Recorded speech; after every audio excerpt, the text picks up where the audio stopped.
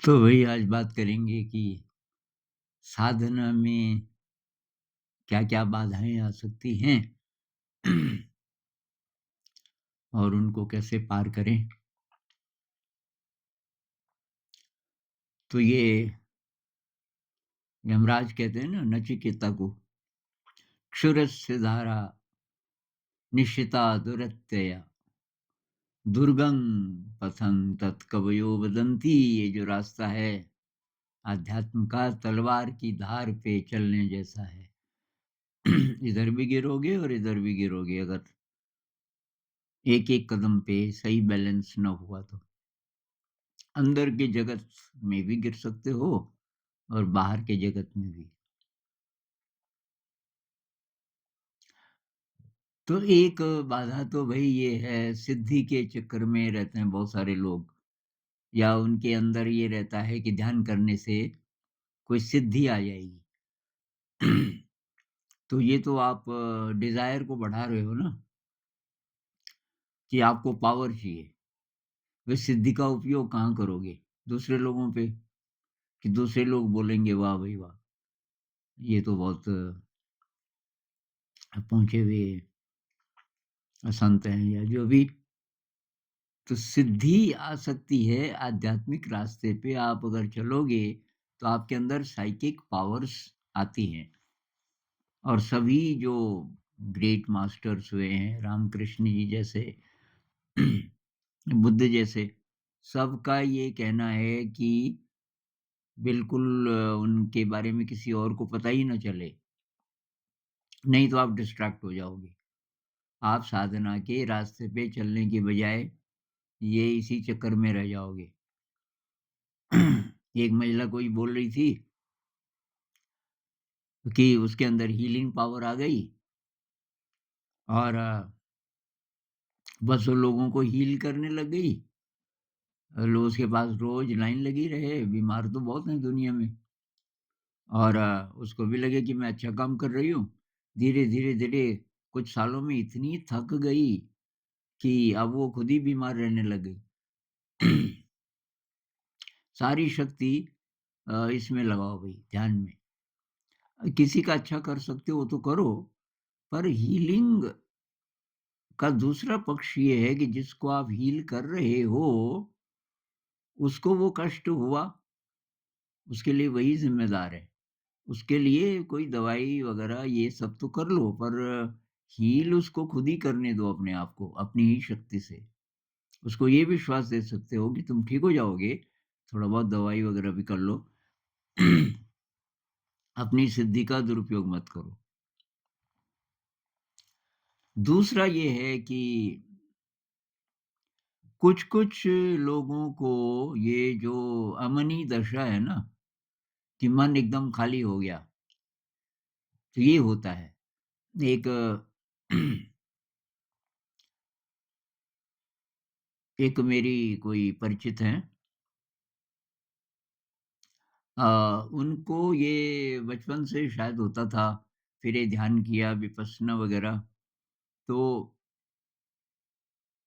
बीच-बीच में सब गायब हो जाता है।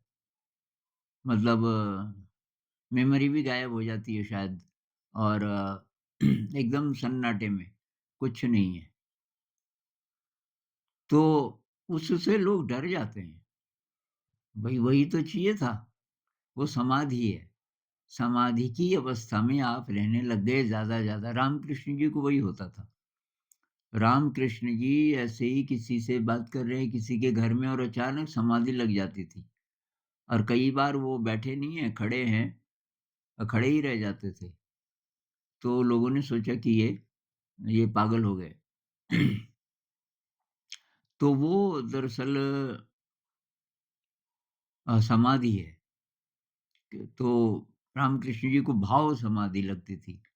भाव मतलब एकदम फीलिंग के साथ। कृष्णमूर्ति जी को ये बहुत होता था। उनकी किताब है कृष्णमूर्तिज़ नोटबुक, वो आप पढ़ना, उनको अक्सर ऐसा होता था। तो ऐसा किसी को हो जाए तो भई घबराना नहीं।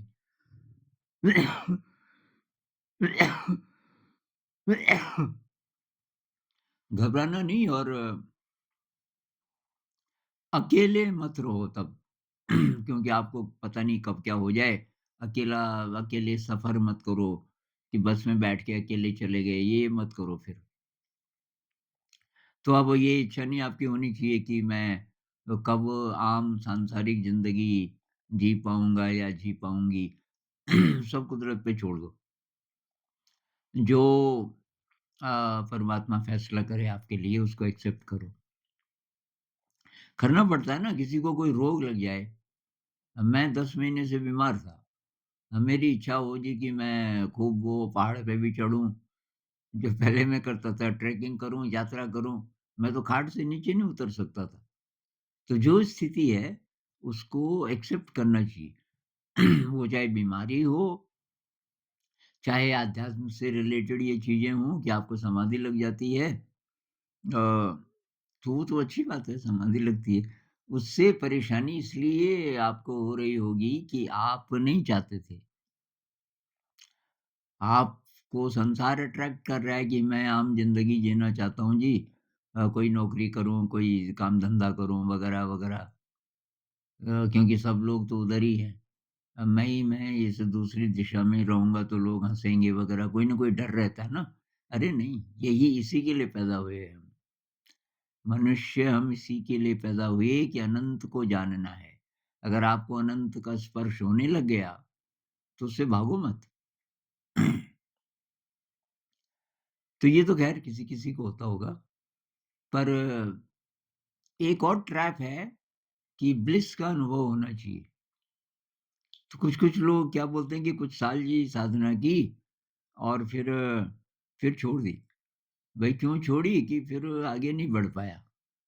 आगे कहाँ बढ़ना था भई? मतलब उनका ये है कि शुरू-शुरू में अच्छा लगा। ये अच्छी फीलिंग आई, प्लेज़र की फीलिंग आई। फिर वो फीलिंग बंद हो गई। फिर दर्द होने लगा। या तो कुछ भी नहीं हो रहा, बस ऐसे ही बैठे हैं और कोई अच्छी फीलिंग नहीं आ रही है। भई अच्छी फीलिंग के लिए थोड़ी है साधना। साधना है शुद्धिकरण के लिए। राग द्वेष से मुक्त होने के लिए, नेगेटिव इमोशन से धीरे-धीरे मुक्त होने के लिए, तृष्णा न रहे। संसार पर जो साइकोलॉजिकल डिपेंडेंस है, वो खत्म हो जाए, ये लक्ष्य है। कि हम किसी पर अपने से बाहर किसी पर साइकोलॉजिकली डिपेंड न करें। फिज़िकल डिपेंडेंस तो होती है, रोटी चाहिए, कपड़ा चाहिए, मकान चाहिए, थोड़ा बहुत पैसे चाहिए, इत्यादि सामान चाहिए। ये वही फिज़िकल डिपेंडेंस।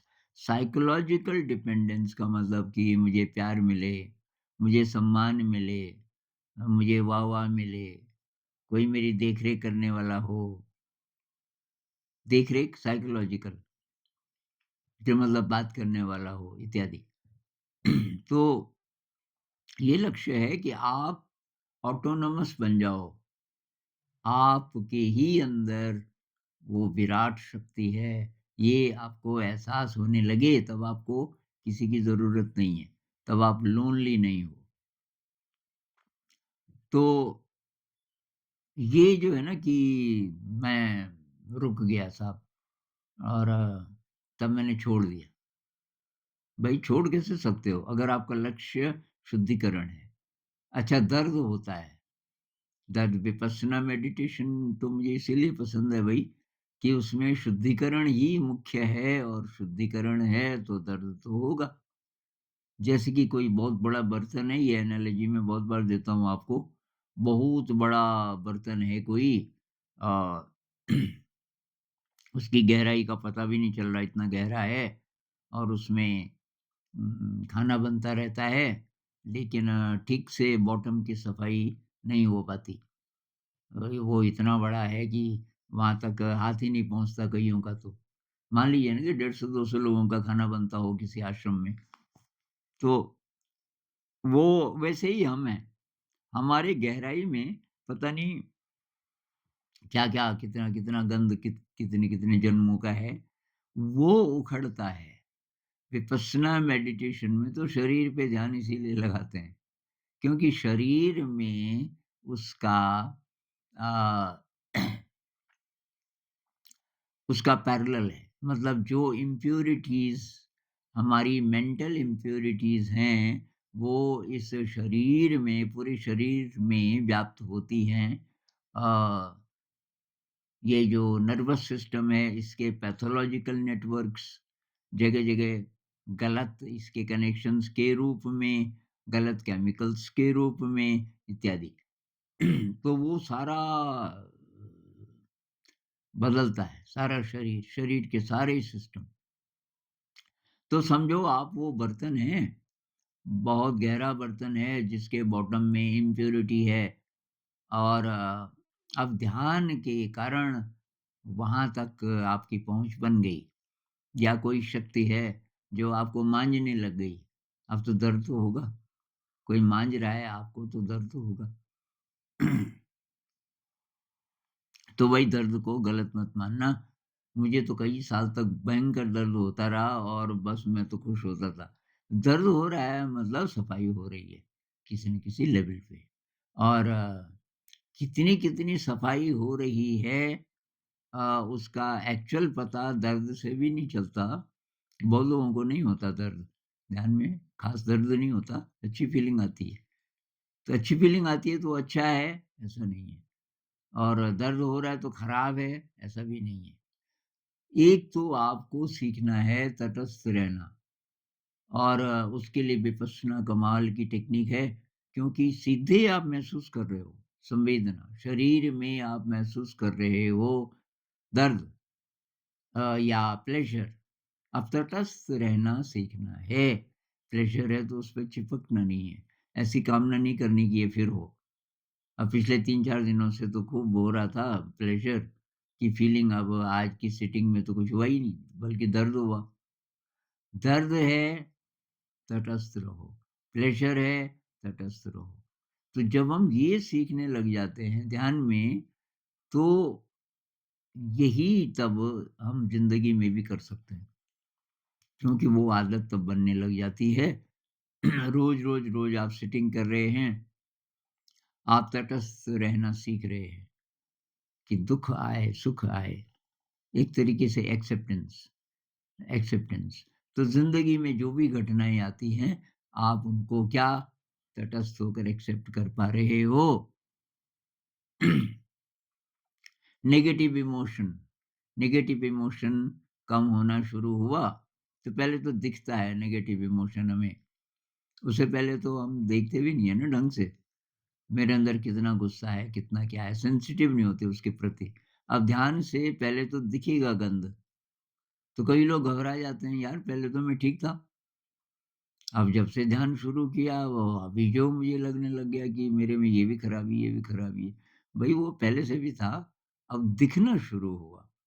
तो पहले तो दिखेगा ना, आप कमरा साफ करते हो, अब गंध है ऐसी-ऐसी जगह अलमारी के पीछे और कोनों-कोनों पे दरवाजे के पीछे, खाट के नीचे और बड़ी सफाई ढंग से आपने की नहीं थी। अब जितना-जितना दिखता है सामने उतना ही करते थे। अब आप मेजर सफाई कर रहे हो, अलमारी खिसका के, खाट खिसका के, तो उसमें भयंकर गंध निकल रहा है। अब भई वो गंध तो पहले से था ना, आपने दबाया हुआ था। तो ध्यान से ये गंदगी बाहर आती है।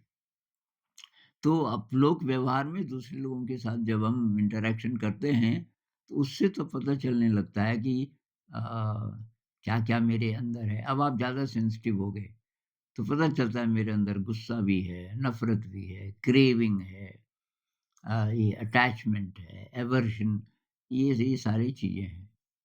तो ये क्या धीरे-धीरे कम हो रहे हैं समय के साथ। कुछ साल पहले आप जैसे थे अब भी वैसे ही हैं। धीरे-धीरे अपनी प्रगति का पता चलता रहता है। अहंकार उतना ही है कि थोड़ा-सा कम हो रहा है।